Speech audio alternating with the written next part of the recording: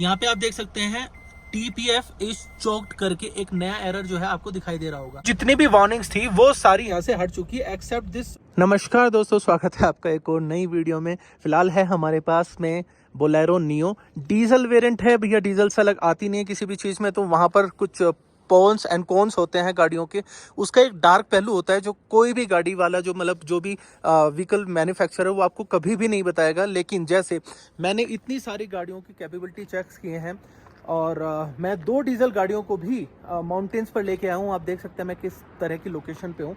ऐसी जगहों पर मैंने करीबन शिंकुला टॉप 18,000-16,000 फीट तक की ऊंचाई पर भी गाड़ियों को चलाया है। ऐसे में कुछ चीज़ें जो मैंने मॉनिटर करी है वो मैं आज आपको बताता हूँ। उसमें एक सबसे बड़ा इशू जो है वो DPF का है। वो DPF क्या होता है वो भी मैं आपको दिखाता हूँ। चाबी लगाते ही जैसे आप ऑन करते हैं गाड़ी को, अब मैं आपको दिखाता हूँ यहाँ पे क्या होता है। एक नई तरह की वार्निंग आपके पास में आती है जो कि आपको पूर्ण रूप से हिला देगी। यहाँ पे आप देख सकते हैं TPF इज चोक्ड करके एक नया एरर जो है आपको दिखाई दे रहा होगा। क्या होता है ये DPF चोक, रीजन रिक्वायर्ड क्यों है, क्या है और किस तरीके से काम करता है, और डीजल गाड़ियों में ही क्यों होता है, वो मैं आपको बता देता हूँ। आप लोगों के लिए जानना ये बहुत ज़्यादा ज़रूरी है, क्योंकि अगर आप कहीं पर भी डीजल गाड़ियों को लेके आओ और ऐसी सिचुएशन में फंस जाएं जहां DPF चौक हो जाए और आपको वो रीज़न रिक्वायर्ड करने का ऑप्शन मांगने लगे, तो उस वक्त क्या करना चाहिए। सबसे बड़ी बात है, देखो जितने भी डीजल गाड़ियां हैं उसके अंदर ये DPF चौक क्यों होता है मैं आपको सबसे पहले बताता हूँ।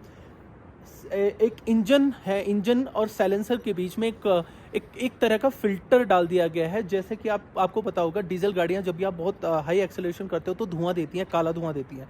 तो उस काले धुएं को वातावरण में फैलने से बचाने के लिए, जैसे प्रदूषण कम हो, इसलिए DPF लगा दिया गया, डीजल फ्यूल फिल्टर।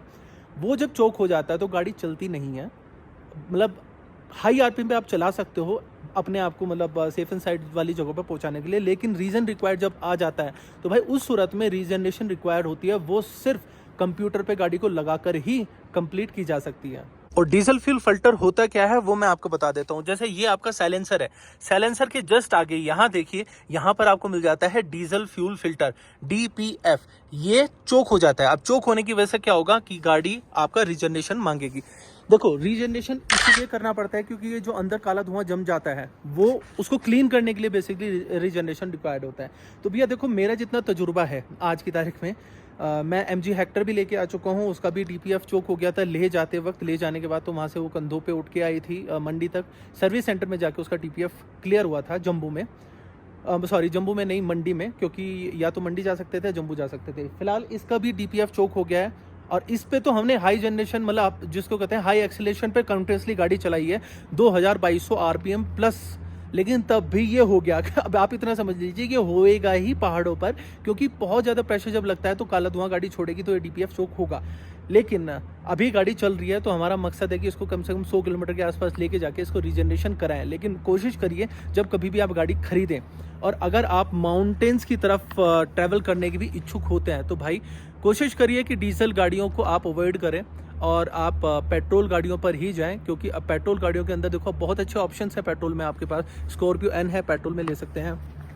आपके पास जिम्नी है, आप थार ले सकते हैं पेट्रोल में। तो ये सब ऑप्शंस आपके पास अवेलेबल है। कोशिश करें डीजल गाड़ियों पे मत ही जाएं तो बढ़िया है। अगर आप डीजल गाड़ियां वैसे भी खरीदते हैं तो भी उसको आपको थोड़ा हाई RPM पे ही चलाना चाहिए। भले आप दिल्ली में चलाएं या लोकल में चलाएं, हाई RPM पे चलाएंगे तो आपका जो इशू है DPF चोक होने वाले, वो DPF चोक वाले इशू नहीं होंगे।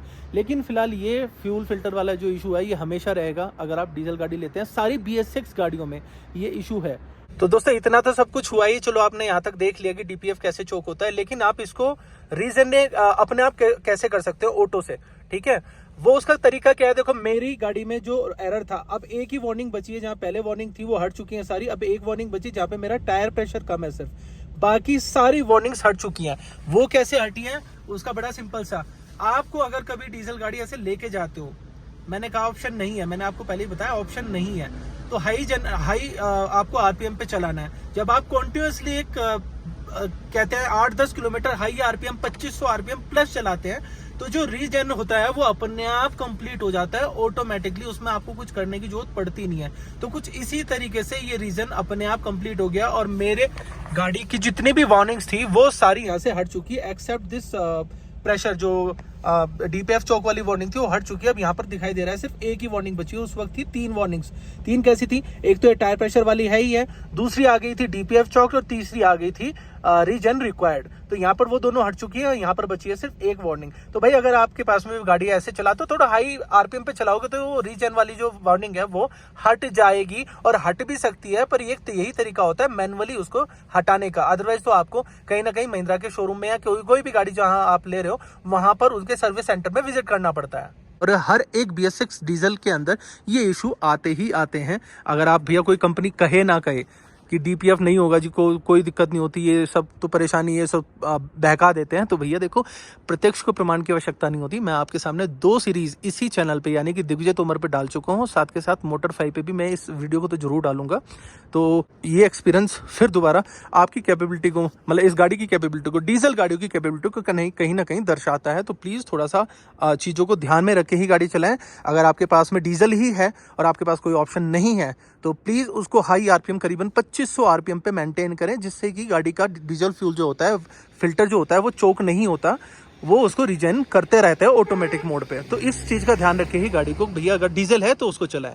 फिलहाल वीडियो कैसी लगी, चैनल को सब्सक्राइब करें, वीडियो को लाइक करें और कमेंट करके बता दें कि वीडियो अच्छी लगी कि नहीं लगी। धन्यवाद।